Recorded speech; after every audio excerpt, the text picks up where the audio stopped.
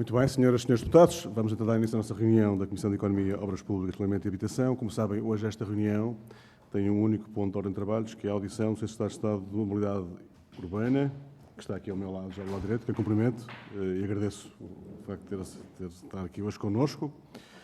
E, portanto, esta audição surge na sequência de um requerimento apresentado pelo PSD, aprovado por unanimidade na Comissão, para ouvir duas entidades. Uma delas já foi ouvida, a Administração Metropolitana de Lisboa e o Secretário de Estado da Mobilidade Urbana. E de imediato darei a palavra ao Secretário de Estado, que tem até 10 minutos para intervir numa fase inicial, até 10 minutos, já me dei a indicação, não precisará de tanto, mas usará o tempo como entender. Depois haverá três rondas possíveis.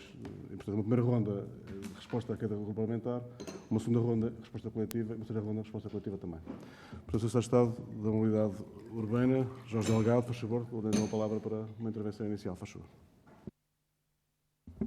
Muito obrigado, Sr. Presidente. Muito boa tarde a todos. Muito obrigado. É com muito gosto que aqui estou para partilhar, enfim, todas as respostas em relação às questões que forem colocadas sobre o tema que nos traz aqui hoje.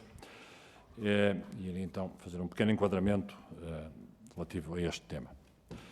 Como digo, estou aqui com muito gosto para responder a todas as questões que me forem colocadas sobre um projeto muito importante para a cidade de Lisboa, para a área metropolitana de Lisboa, a expansão da linha vermelha. A mobilidade e os transportes são, como todos bem sabemos, um pilar cada vez mais essencial das nossas vidas. E conseguir que essa mobilidade seja sustentável e acessível nas mesmas condições a todos os cidadãos é um desafio ainda maior. Já todos sabemos, mas nunca é demais repeti-lo, os transportes são responsáveis por cerca de 1/4 das emissões de gases com efeitos de estufa e por 74% do consumo de petróleo em Portugal.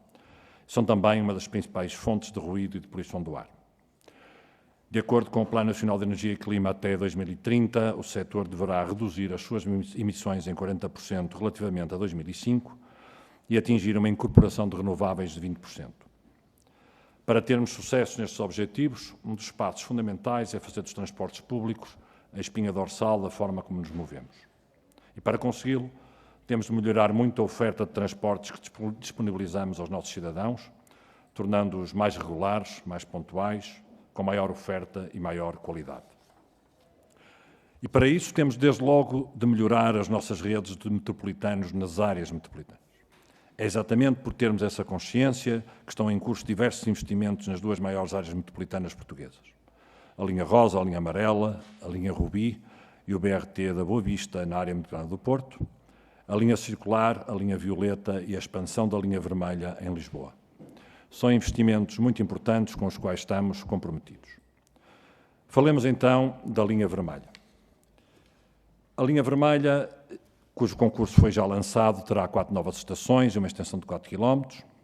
Prevê-se que capte por ano mais 25 milhões de passageiros, que evite 1,9 milhões de viagens de automóvel e a emissão de 24 mil toneladas de dióxido de carbono. Este é um projeto PRR que terá de estar concluído até 2026 e que representa um investimento de cerca de 405 milhões de euros. A sua construção trará, por certo, incómodos aos cidadãos de Lisboa, como todos os grandes projetos trazem, mas estamos certos que estes incómodos serão largamente superados pelos benefícios que a sua materialização gerará. Procuramos que os impactos sejam os mais pequenos possíveis, trabalhamos com afinco na tentativa de salvaguardar e superar todas as questões mais polémicas, tentando explicar as opções tomadas e tentando procurar consensos, com um espírito verdadeiramente aberto na interação com o poder municipal, câmaras e juntas de freguesia, bem como com os cidadãos. Não poupamos esforços. Trabalhamos de forma intensa e abrangente neste projeto, socorrendo-nos da excelente capacidade técnica daqueles que são o coração da Metropolitana de Lisboa, aqueles que lá trabalham, e socorrendo-nos em áreas de particular especificidade dos especialistas necessários para aportar mais-valias à definição deste projeto que queremos que seja o melhor projeto possível. Projetos como o da expansão da linha vermelha são projetos difíceis. Projetos que, desde o dia em que se decide avançar até ao dia da sua inauguração, enfrentam diversas dificuldades, muitas delas que não se podiam prever. O aumento de custos, em comparação com o valor inicialmente estimado, é um deles. Neste caso concreto, temos as razões bem identificadas. Por um lado, temos um acréscimo associado à subida acentuada dos preços da energia e matérias-primas, resultantes do contexto internacional que todos bem conhecemos. Por outro lado, temos a inclusão de trabalhos que não estavam considerados na elaboração da estimativa inicial de investimento, mas que, com o decorrer do seu desenvolvimento, se revelaram imprescindíveis. Um investimento desta natureza é para durar mais de 100 anos. Não podemos, por isso, virar a cara à melhoria das soluções que na fase de concepção se nos deparam e que contribuem para que a obra a realizar permita prestar o melhor serviço público de transporte de passageiros, para que a obra a realizar contribua para o melhor ordenamento urbano da cidade e das freguesias onde se insere, para que a obra a realizar sirva o melhor possível aos nossos cidadãos. Quanto ao aumento de preços, antes do lançamento formal do procedimento de contratação pública para a empreitada de concepção e construção do prolongamento desta linha vermelha em janeiro de 2023, os preços tiveram que ser atualizados em cerca de 25% em relação às estimativas iniciais definidas em fase de estudo de viabilidade, que tinha sido concluído, lembro, em 2020. Esta subida traduziu-se num acréscimo de cerca de 57 milhões de euros. Mas houve, como já referi, como há sempre, trabalhos que não estavam previstos, inicialmente, mas que tiveram de ser incluídos. Por um lado, o custo de construção associado à infraestrutura do sistema LIOS Ocidental, a linha intermodal ocidental sustentável, que não foi incluído na estimativa inicial apresentada à estrutura de missão Recuperar Portugal, na ordem de 10,4 milhões de euros. Este investimento, feito agora, é um investimento que permite viabilizar o LIOS Ocidental, sem requerer destruir no futuro obra feita no contexto da expansão da linha vermelha, ou realizar obra muito mais complexa, que é o mesmo que dizer muito mais cara. Por outro lado, temos os custos associados à evolução da concepção do projeto, resultado de um trabalho de grande proximidade com diversas entidades, Câmaras Municipal de Lisboa, Juntas de Freguesia, Direção-Geral do Património Cultural, Instituto da Mobilidade dos Transportes, Agência Portuguesa do Ambiente e muitas outras, o que obrigou a incluir no programa preliminar, colocado a concurso, uma série de aspectos que não estavam identificados no estudo de viabilidade inicial, que tinha permitido fazer essa estimativa inicial e que resultou num aumento de custos por via de aumento de quantidades de trabalho na ordem de 34,4 milhões de euros. Senhoras e senhores deputados, projetos como este são sempre um exercício complexo. São um exercício complexo porque implicam conjugar a sua natural e elevada complexidade técnica com a mitigação dos seus impactos temporários relacionados com a fase de obra, com as opções sobre as alterações perenes no espaço urbano que a sua presença tem de conquistar, mas sem nunca perder de vista a sua razão de ser, ou seja, sem nunca perder de vista que a solução final terá de ser aquela que melhor sirva aos objetivos para que foi concebida, isto é, proporcionar um serviço de transporte que seja verdadeiramente eficaz e que, por essa razão, melhore a qualidade de vida dos cidadãos que pretende servir. A gestão de toda esta complexidade é difícil e apenas possível quando temos na condução destes projetos entidades com experiência e elevada capacidade técnica comprovada, como é o caso dos técnicos do Metropolitano de Lisboa, bem como uma gestão comprometida com os objetivos traçados pelo Governo e com a adequada sensibilidade tão necessária na condução de um projeto como este. Do nosso lado, do lado do Governo, confiamos plenamente no trabalho realizado pela Metropolitana de Lisboa e temos cumprido a nossa parte, acompanhando de perto as principais decisões e dotando a Metropolitana de Lisboa dos meios necessários, nomeadamente financeiros, para que este importante projeto seja em breve uma realidade e possa ser colocado ao serviço dos cidadãos de Lisboa, da área metropolitana de Lisboa e a todos que, por razões de trabalho ou lazer, visitam esta cidade. Muito obrigado. Estou ao dispor para qualquer questão. Muito obrigado, Sr. Secretário de Estado da Mobilidade Urbana. A palavra agora ao Grupo do PSD, Sr. Deputado António Proa, até 7 minutos para colocar as questões e depois o Sr. Secretário de Estado terá também os 7 minutos para responder. Muito obrigado, Sr. Presidente, Sr. Secretário de Estado. Muito obrigado pela sua disponibilidade para nos prestar estes esclarecimentos sobre o processo da linha vermelha do Metropolitano de Lisboa. Com efeito, o PSD apresentou este requerimento com vista a esclarecer algumas dúvidas e preocupações que fomos acompanhando, não só aqui no Parlamento, como na sociedade, preocupações que têm sido manifestadas de forma muito substancial. A primeira questão diz respeito às derrapagens. O Sr. Secretário de Estado já justificou, aliás, na linha do que a Administração do Metropolitano de Lisboa também tinha feito, relativamente ao aumento dos custos de construção, e isso é perfeitamente atendível. Sucede, porém, que a linha vermelha é um projeto menos amadurecido no próprio Metropolitano de Lisboa e o nosso receio é que os trabalhos a mais que foram referidos pelo Sr. Secretário de Estado possam, fruto da falta de maturidade do projeto, não vir a ficar por aqui. E, portanto, uma das questões que tínhamos para colocar é se, para além desta derrapagem já verificada, no caso da linha vermelha, na ordem dos 30%, se prevê que possa haver ainda mais derrapagens no custo da obra. Recordo, por exemplo, que a linha circular tem uma derrapagem que está agora na ordem dos 50%, sendo que, mesmo que descontemos os aumentos do custo de construção, é um aumento significativo. Globalmente, a linha circular mais a linha vermelha tem um encargo, face ao inicialmente previsto, superior em 43%. Suponho que sejam suportados pelo PRR, o que significa que, necessariamente, irá diminuir a disponibilidade do PRR para outras áreas. Em termos de derrapagens, uma última nota quanto ao tempo de conclusão da obra. Infelizmente, o Metropolitano de Lisboa tem um histórico de derrapagens nos prazos de conclusão das suas obras que não é nada animador. Há vários exemplos de muitos anos de demora até à conclusão das obras, derrapagens também muito significativas nos custos, e daí a nossa preocupação e, portanto, pergunto-lhe também relativamente ao prazo, se o prazo de construção previsto para a conclusão da linha vermelha em 2026, se há algum indicador que possa levar a podermos verificar também aqui algum deslize. O segundo tema, a Sr. Secretário de Estado, diz respeito ao processo com que foi conduzido este projeto.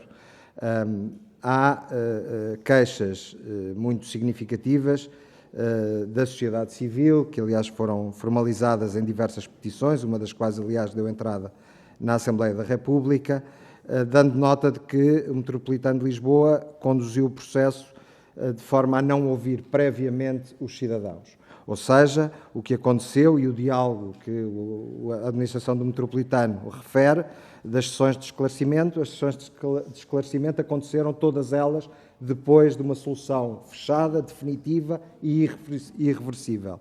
O mesmo acontece, aliás, com a Câmara Municipal de Lisboa, que foi confrontada com uma solução definitiva, fechada e irreversível, e apenas restou ao município poder fazer pequenos ajustes urbanísticos face às soluções que foram impostas pelo Metropolitano de Lisboa. E neste particular, pergunto-lhe, Sr. Secretário de Estado, se não lhe parece que, tendo em conta que o Metropolitano de Lisboa opera no essencial na cidade de Lisboa, se não lhe parece que seria vantajoso que houvesse outro diálogo, outra abertura, nomeadamente através do envolvimento formal da Câmara Municipal de Lisboa na administração do metro, facto, aliás, que aconteceu até há alguns anos atrás. Isso evitaria o que se verificou neste processo, que foi a cidade ser confrontada com uma solução definitiva, sem possibilidade de ser alterada. Aliás, aprovar isso mesmo, basta atentar ao PDM de Lisboa em vigor, que previa para esta linha 3 alternativas. O PDM foi, na altura, discutido, como é evidente, com o Metropolitano de Lisboa e, portanto, estas soluções resultam da auscultação do Metropolitano de Lisboa e a solução que observamos para este projeto de construção da linha vermelha não respeita nenhum dos traçados, dos 3 traçados alternativos, podia ser só um, mas não, havia 3 em alternativa, nenhum deles foi seguido pelo Metropolitano de Lisboa. Nem o traçado, nem tampouco a localização das estações, que quando foram definidas, previstas no PDM, foram também dialogadas com o Metropolitano de Lisboa. E isto demonstra bem de que falha aqui o diálogo com a autarquia e, do nosso ponto de vista, é prejuízo da cidade. Um outro aspecto mais concreto que lhe queria colocar diz respeito a algumas chamadas de atenção que são feitas no estudo de impacto ambiental, ou melhor, na declaração de impacto ambiental. Nomeadamente, sobre o estudo de viabilidade rodoviária, que não tem a garantia do funcionamento da ponte sobre o Tejo e dos seus acessos, não tem uma análise integrada da viabilidade do sistema rodoviário e pergunto-lhe perante isto se, por exemplo, consideram a possibilidade de alteração do contrato de concessão com a ponte 25 de Abril, fruto desta intervenção. Uma outra questão ainda diz respeito à Casa de Goa. O traçado escolhido pelo Metropolitano para a linha vermelha impõe a destruição da Casa de Goa ali ao pé do Baluarte do Livramento.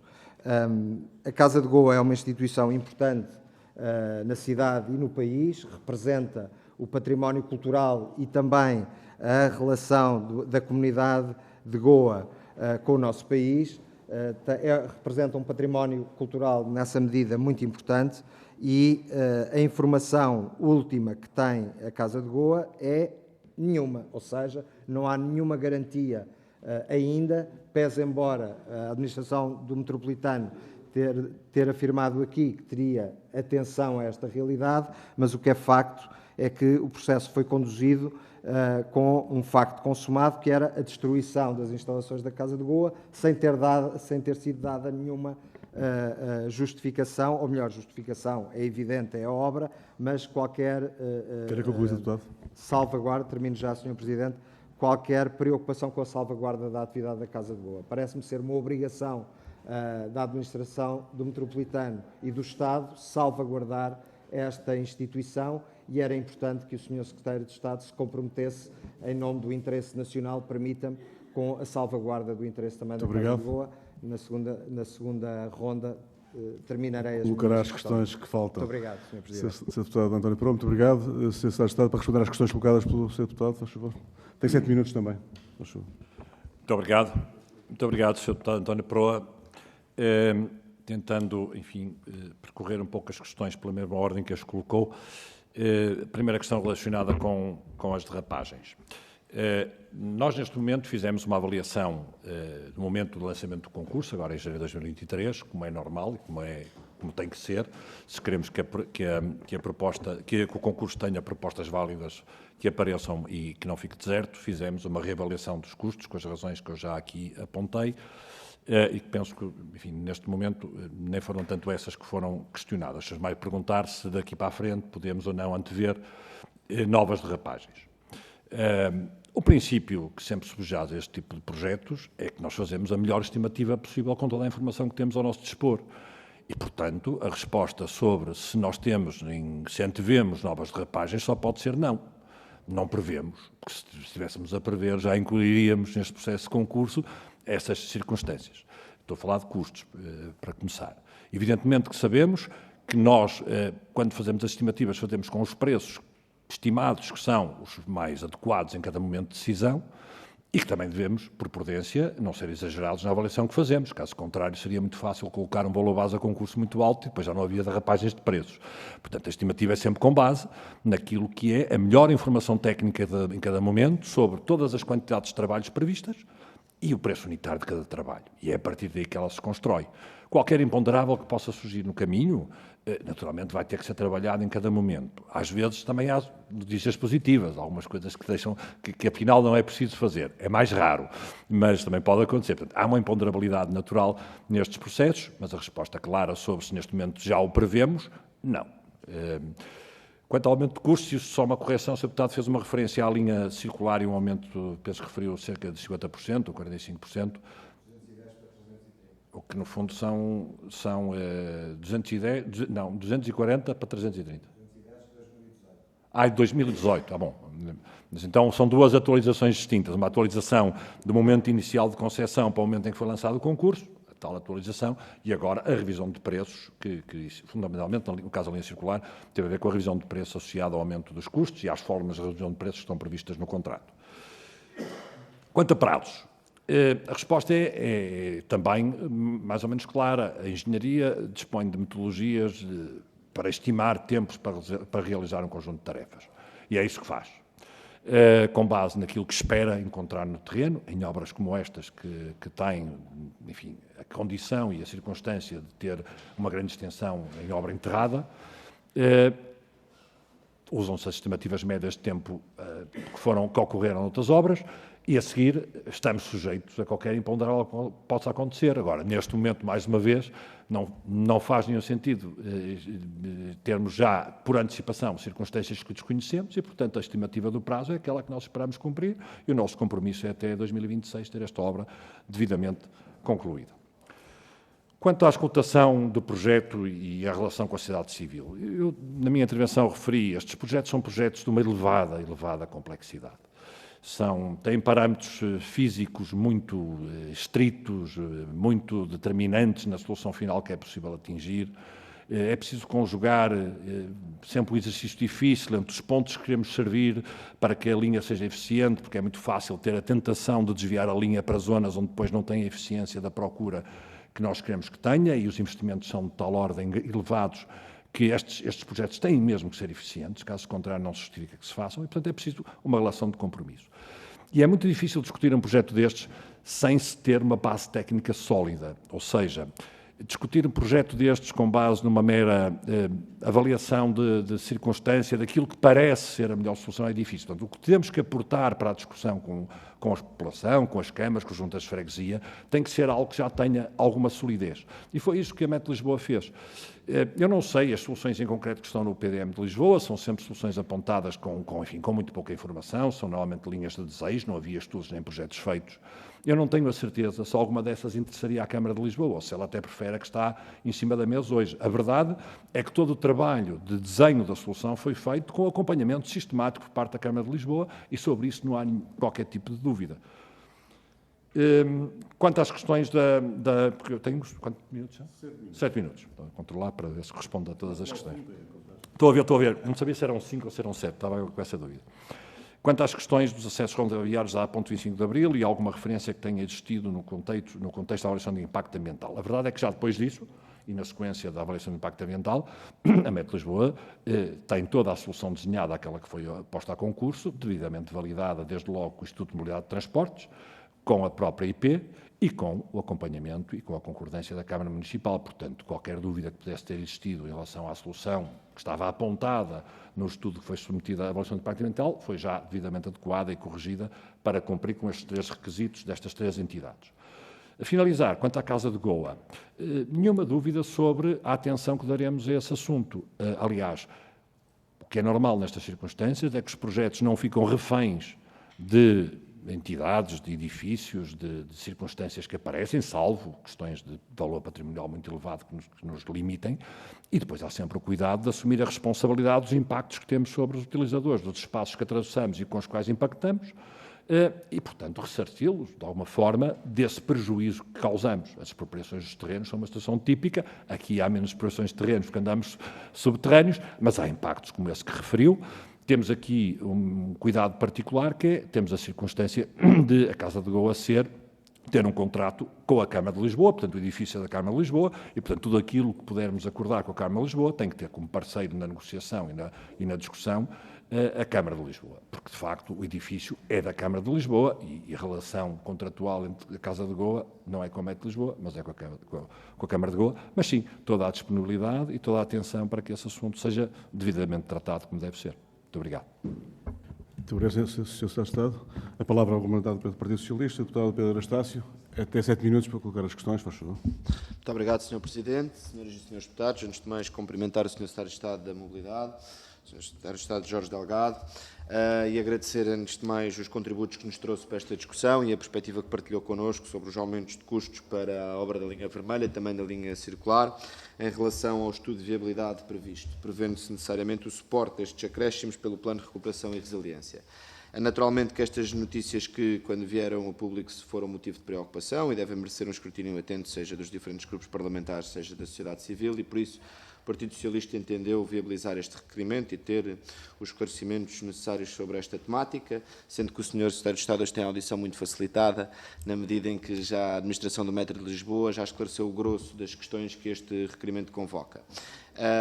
E como é sabido, nós vivemos num período de inflação alta, que foi responsável por um aumento de custos, aumento generalizado de custos, seja na energia, matérias-primas e bens de consumo, que veio a produzir uma disrupção de mercado profunda. Tudo isto se refletiu com consequências, sobretudo no setor da construção e, naturalmente, sobre as obras públicas. E, por isso, já teve a oportunidade aqui de referir, mas poderia se conseguia densificar um bocadinho este aumento de custos que se foram verificados. Referiu alguns, mas se poderia reforçar. Depois, eu já quando tivemos aqui a administração do Metro de Lisboa, já tive esta oportunidade de fazer esta brincadeira com o PSD e queria repeti-la hoje, que naturalmente o PSD tem... Regressámos ao tempo da construção de obras, de fazer obras, desenvolvimentos na linha do metro, e que o PSD tem na sua história e um legado que tem desenvolvimento foi a conclusão da obra da Reboleira, que uma obra iniciada pelo Partido Socialista, e por isso percebo que também causa alguma incompreensão e alguma dificuldade de ver acontecer tantas obras, e por isso o tema seja... Ainda bem que o tema hoje é as obras e não as obras que não se fazem ou que se deixariam de fazer. Aliás, não sabemos bem ao certo como é que ficaria se o metro, se fosse o PSD, se o metro continuaria a chegar a áreas da cidade que têm estado historicamente excluídas deste importante instrumento de mobilidade para a cidade. Naturalmente, que em relação àquilo que é um estudo prévio e que da contingência e do desenvolvimento de um tipo de projetos, que existe um processo de densificação e maturidade, em benefício de melhores soluções para a prestação do Serviço Público de Transporte de Passageiros, com ganhos que são para o ordenamento urbano da cidade, das freguesias e para o cidadão. E o que foi em causa, como nos referiu, com a necessidade também de articular aqui o projeto Leós. Uma questão que tinha sido abordada nesta audição do metro é a futura ligação também ao Alcatramar, inclusivamente a ligação à linha de cintura, e aí também nos foi dito que essa decisão dependerá de uma opção da Câmara Municipal.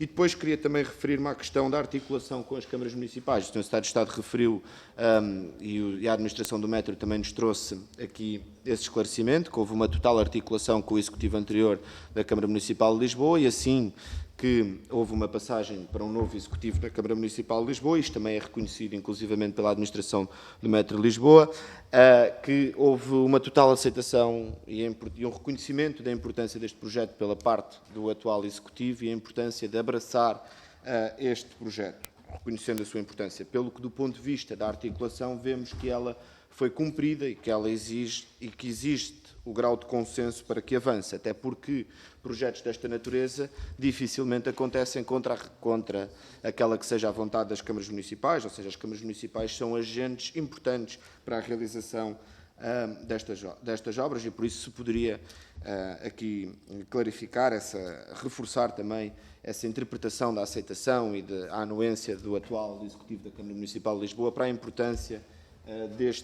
deste projeto. Sobre a Casa de Goa, também foi referido pela administração do Metro de Lisboa, inclusivamente o historial que o Metro tem em situações deste tipo e a vontade de encontrar uma solução. Naturalmente que o imóvel onde está a Casa de Goa é de propriedade municipal e por isso obrigará a uma solução que seja construída com o município de Lisboa, e ter essa garantia da sua parte também é importante. Outro aspecto que tem sido controvertido e que lançaram sobre este tema foi a ideia ou a ausência de pouca participação no envolvimento do projeto, mas nós também já tivemos das populações ou dos órgãos municipais, mas nós também tivemos a oportunidade de verificar aqui na última audição que, inclusivamente, muitas das próprias estações, como é o caso das que serão colocadas na Infante Santo, resultam de um processo de articulação do Metro de Lisboa e de uma construção com inclusivamente com as juntas de freguesia, neste caso em particular uma junta de freguesia do PSD, com sugestões claras sobre onde deveria ou não deveria também ser colocada esta estação na Avenida Infante Santo. E por isso se podia densificar um bocadinho mais como é que foi este processo de articulação e de auscultação à população. Depois também é dito que poderão ter sido omitidas fases de participação, e eu aqui queria perceber, já teve a oportunidade de falar da falta da complexidade destes projetos, mas a verdade é que não nos parece que nenhuma das fases que são as fases de participação propriamente dita nos projetos tenha sido preterida. É natural que exista um calendário apertado para a execução destes projetos, mas o que se verificou é que houve um procedimento EAIA, depois houve uma disponibilização do portal Participa de todos para efeitos da consulta pública, que decorreu durante um período alargado, entre 21 de abril e junho de 2022, e que a informação hoje continua disponível e auditável. Ao mesmo tempo que houve uma sessão pública de esclarecimento, que foram realizadas também declarações de esclarecimento com as juntas de freguesia e com os órgãos da Assembleia Municipal de Lisboa, por exemplo, também, e que também contamos de afirmação, que está disponível informação em tempo real sobre o projeto de expansão. E por isso eu perguntava-lhe se confirma todos estes passos que foram seguidos no processo de participação e se entende, que nos parece a nós, que é sendo certo que podiam ter sido, sempre aspectos que podiam ter sido melhorados, a verdade é que quando lançamos uma espécie de uma nuvem sobre a falta de transparência, a falta de participação, o que estamos a pôr é em causa a administração e os processos que realiza nessa auscultação da sociedade e que parece-nos a nós que foi cumprido. E destacar-lhe também a solução que vimos com alguma preocupação, o abate de árvores na Praça do Jardim da Parada em Campo de Ourique, mas também soubemos e tivemos aqui a oportunidade que seriam 4, pela administração, este esclarecimento pelo Metro de Lisboa, que seriam 4 árvores que não seriam classificadas e que seriam feitas operações de replantação em outros espaços em articulação com a Junta de Freguesia. Se confirma este facto e agradecer-lhe novamente pelos esclarecimentos que nos trouxe. Muito obrigado. Muito obrigado, Sr. Deputado Pedro Anastácio. Sr. Secretário de Estado, tem a palavra para responder às questões. Até 7 minutos, por favor. Muito obrigado, Sr. Presidente. Muito obrigado, Sr. Deputado Pedro Anastácio. Começando pelo tema do aumento de custos, eu já tive a oportunidade de referir, mas, enfim, tentando corresponder à questão que colocou da densificação um pouco maior daquilo que está por trás do aumento de custos. Um primeiro bloco corresponde a mais de 50% do aumento de custos, é aquele que é mais fácil de explicar. Desde 2020 até à data em que lançamos o concurso, agora em janeiro de 2023, ou seja, desde a data em que o estudo de viabilidade foi realizado e foi feita a primeira estimativa orçamental para agora, aconteceram os factos que são públicos e, portanto, perante isso, foi preciso revisitar os preços unitários e aplicá-los às quantidades e chegar à conclusão que, de facto, assistimos a um aumento bastante significativo neste projeto, na casa dos 25%. Isso corresponde logo a 57 milhões de euros que estão associados a esse aumento de custos. Depois, há outro conjunto de situações que resultam da evolução natural do projeto. Um projeto destes, isto é uma pescadinha de rabo na boca, faz um desenho, uma análise de viabilidade do projeto e depois a seguir é que se consegue fazer a densificação e ir ao detalhe mais fino para pôr a concurso público. A primeira avaliação com o estudo de viabilidade tem limitações e, portanto, não permite antever e identificar todos os pormenores que depois têm que ser incorporados.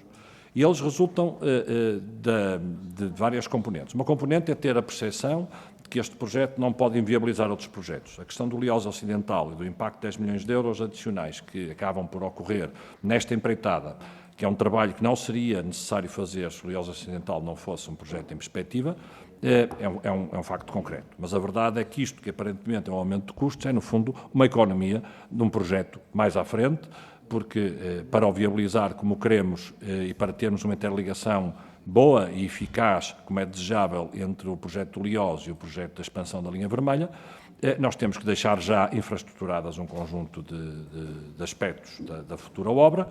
Caso contrário, teríamos que destruir parte da obra da linha vermelha que teríamos acabado de construir, ou então, enfim, encontrar soluções ou que não fossem tão otimizadas do ponto de vista da interligação entre os dois sistemas, ou então que teriam custos muito maiores do que aqueles que são os que vamos ter agora. E depois é o detalhe fino, como dizia, só na zona de Alcântara, de facto, para conseguir viabilizar o trânsito durante a fase de obra, para acomodar uma rotunda de facilitação também de acesso à ponte 25 de Abril, que poderá até ser uma rotunda que possa habificar para futuro.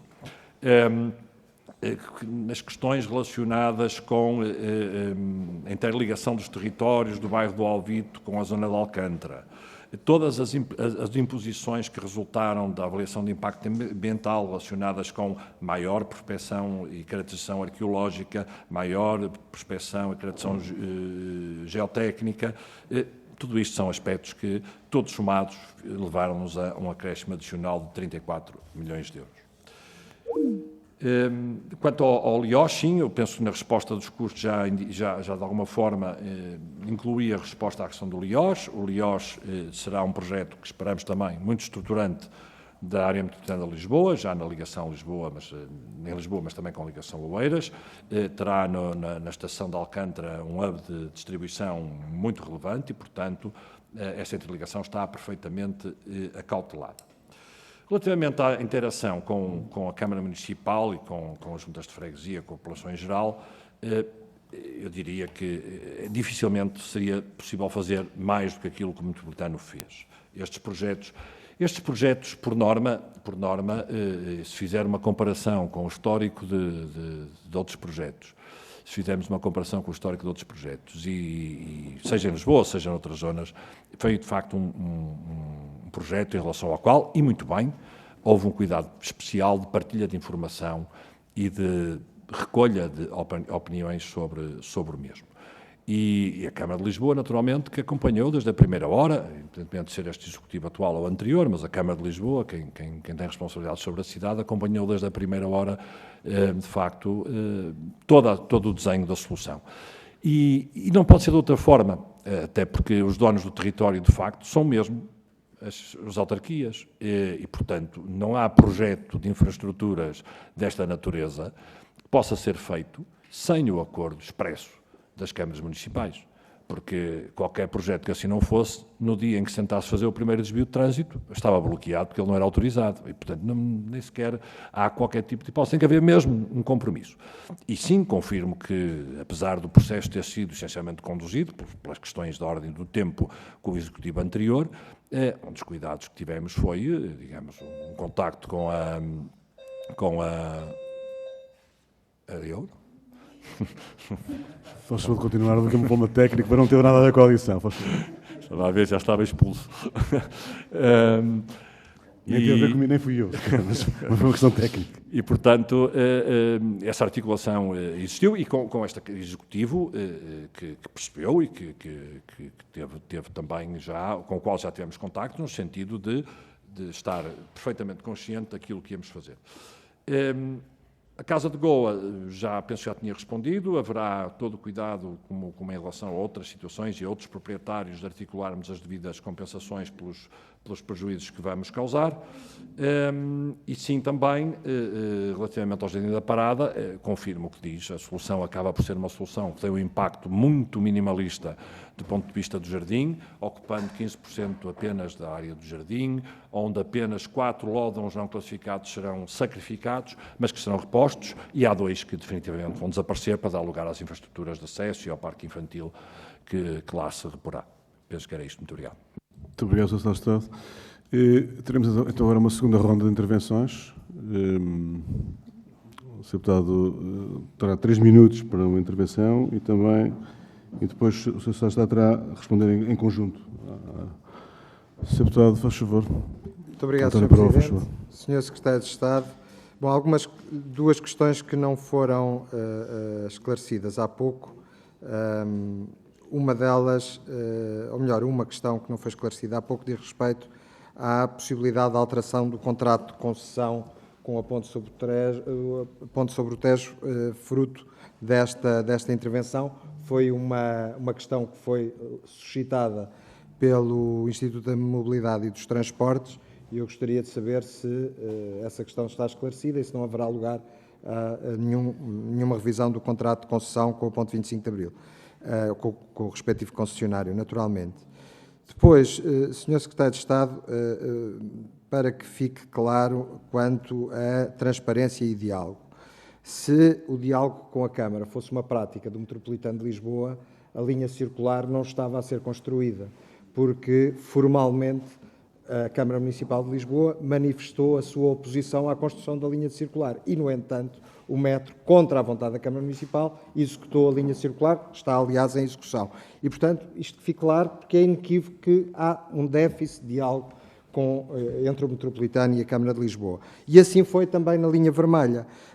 A opinião que está expressa, aliás, no relatório da Câmara Municipal sobre esta solução em concreto, a linha vermelha, não sobre a linha vermelha, porque todos concordamos que a linha vermelha é um benefício para a cidade e para a oferta de acessibilidade nos transportes para a zona ocidental da cidade, sobre isso não há qualquer dúvida, mas quanto à solução em concreto, a Câmara diz que a solução é a mais impactante para os valores patrimoniais e paisagísticos. Esta solução que foi apresentada pelo Metropolitano de Lisboa à Câmara de Lisboa como facto consumado e irreversível. E, portanto, fica, do meu ponto de vista, claro de que há, evidentemente, um déficit de diálogo e, há pouco, também não respondeu o Sr. Secretário de Estado, como vê a possibilidade de retomar, eu diria, a boa prática de incluir um representante da Câmara Municipal de Lisboa na administração do metropolitano. Estou certo que, se isso fosse uma realidade, a informação fluiria de forma muito mais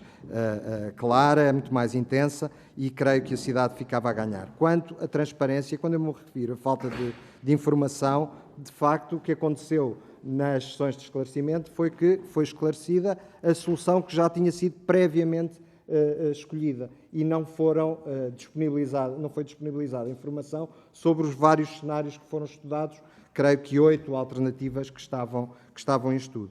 Para terminar, esta questão em relação a Alcântara, a linha vermelha enferma de vários problemas. É uma oportunidade perdida de interface com a REFER e com a CP. Porquê? Porque fica distante de Alcântara Mar. Vamos supor que se vai concretizar, e aproveito para lhe perguntar, a intenção da ligação da linha de cintura à linha de Cascais, e aí, de facto, não se justificaria porque temos Alcântara Terra, mas Alcântara Terra tem outro problema. Para chegar da localização desta estação a Alcântara Terra, enfim, vai-se por passagens de peões, atravessando vias de circulação rodoviária com intensidade, ou seja, não houve uma preocupação de criar uma ligação que favorecesse esse interface. Outra oportunidade perdida para o Alvito, para a ligação com a interface da linha Norte-Sul. Existe um apiadeiro construído, pronto a ser utilizado. Esta estação não prevê também esse interface. Resta o Liós. De facto, a preocupação, como o Sr. Secretário de Estado referiu, é o Liós. O Liós, no entanto, vai significar uma coisa, que é um transbordo. Um transbordo significa sempre diminuição da atratividade do transporte, e pergunto ao Sr. Secretário de Estado se não seria preferível, em vez de o Liós, estender para a zona ocidental até aos limites da cidade a linha vermelha, nomeadamente até Algés. A solução do Liós enferma deste problema. Pergunto-lhe se o Liós vai ser uma realidade no diálogo com a Câmara, se tem essa informação. Muito obrigado, Sr. Presidente. Sr. Deputado Pedro Anastácio, em nome do Partido Socialista, faz favor.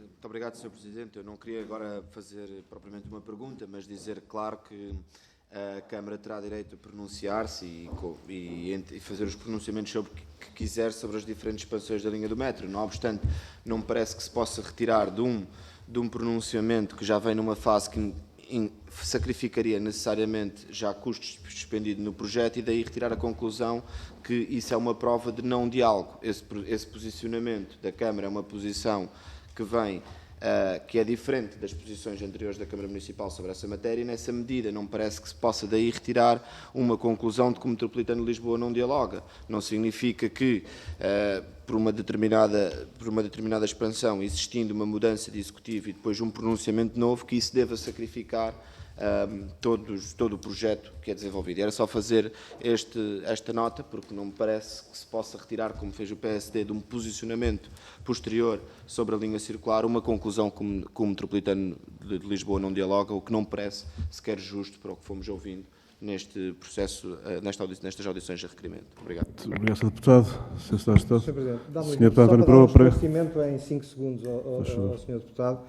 A referência que eu fiz à oposição da Câmara Municipal de Lisboa relativamente à linha circular não é do atual Executivo, foi na anterior maioria, no anterior Também mandato, fica esclarecido. foi aprovada uma moção que foi no anterior mandato também houve esse posicionamento. Fica claro, mas também deverá haver ainda uma terceira ronda, algumas questões que queiram colocar. O Sr. Secretário de Estado tem a palavra para responder às questões, mas mesmo antes de dar a palavra, quero dar a indicação que também temos conhecimento que vários parlamentares que têm apenas um deputado ou 2 deputados estão em várias, e não está a ser possível, digamos, estar aqui na audição, mas poderá eventualmente haver uma última ronda, mas, entretanto, vais dar as respostas, Sr. Secretário de Estado.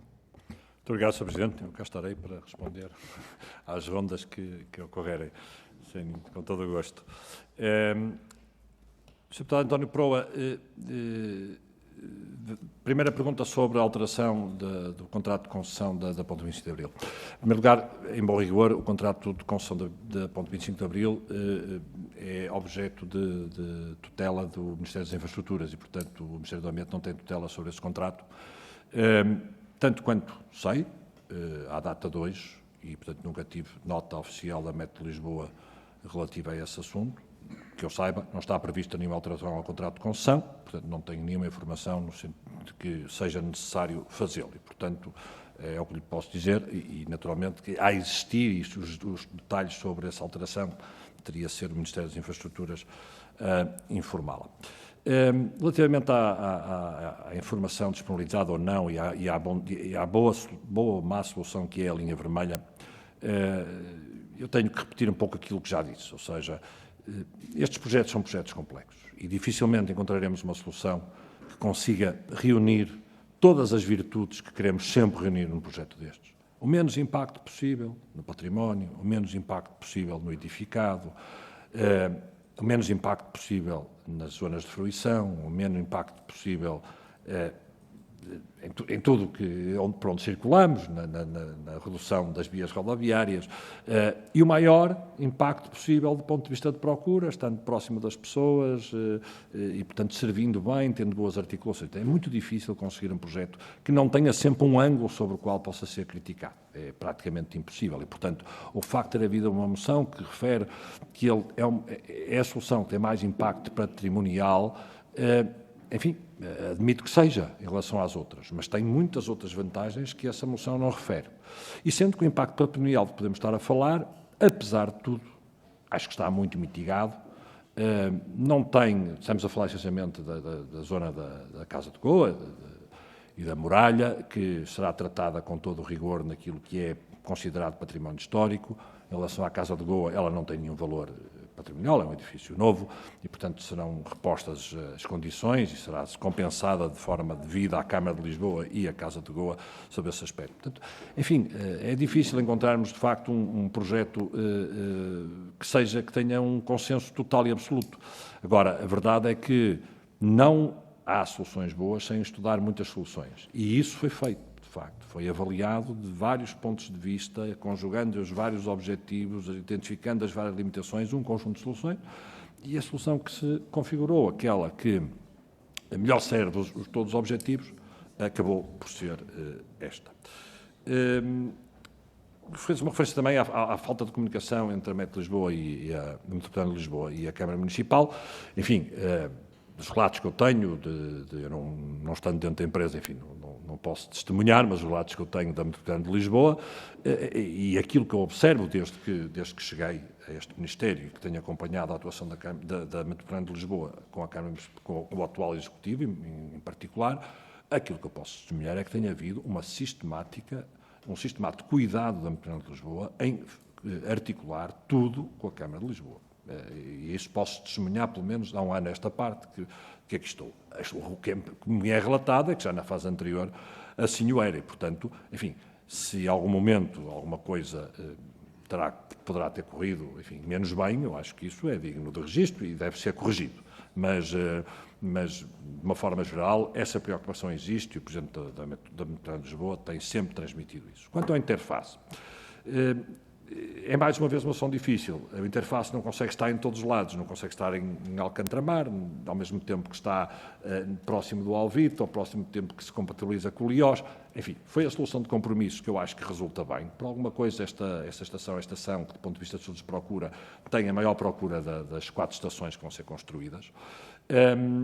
Fez-me uma pergunta sobre a ligação eventual de Cascais à linha de cintura, sobre isto não sei, é o Ministério das Infraestruturas, de facto não lhe posso responder se será um projeto que vai avançar ou não vai avançar, não sei, mas não esquecer que este posicionamento da Estação da Cântara permite, desde logo, uma ligação com o bairro do Alvito, que não é, digamos, qualquer aproximação da estação para o bairro do Alvito e eventualmente fazer desaparecer o bairro do Alvito pelas características que nós sabemos que existem naquele local, mas há também uma interface muito importante do ponto de vista rodoviário, que tem que ser trabalhado para que, e será trabalhado com a área metropolitana de Lisboa, com a TML, para que todos os autocarros da Carris e todos os autocarros da Carris Metropolitana possam ter ali um ponto de confluência muito importante. E o Liós fica à espera, e a estação fica à espera do Liós como um componente importante de transbordo. Repare que qualquer aproximação ao piadeiro do Alvito para essa interface, e o Sr. Deputado referiu, temos sempre que fazer uma interface, também teria que ter uma interface se fosse com a estação do Alvito. Portanto, desse ponto de vista, estaríamos um pouco na mesma situação. Os interfaces não têm nenhum problema, desde que sejam devidamente feitos e desde que haja frequências que façam que as pessoas não tenham que esperar muito tempo. E penso que foram estas questões colocadas. O Sr. Deputado Pedro Anastácio penso que acabou por não me colocar nenhuma questão. Enfim, esse é um tema que, sinceramente, hoje não está em cima da mesa. Se isso, utilizar esse argumento, melhor, justificar a participação de um elemento da Câmara de Lisboa na versão do Metro de Lisboa para que haja mais comunicação, parece-me curto, naturalmente. Acho que isto não é uma boa razão para se mudar a estrutura acionista de uma empresa. Os meios de comunicação têm que fluir e as empresas públicas e as entidades públicas têm que ser capazes de comunicar e não precisam para isso ter membros da administração umas nas outras. E, portanto, acho que isso é um tema que não está relacionado com isto, é um tema que não está em cima da mesa, não se tem discutido. Muito obrigado. Sr. Estado, muito obrigado. Concluída esta audição, quero agradecer em nome da Comissão a sua presença mais uma vez nesta Comissão de Economia, onde vai estar muitas vezes, com certeza.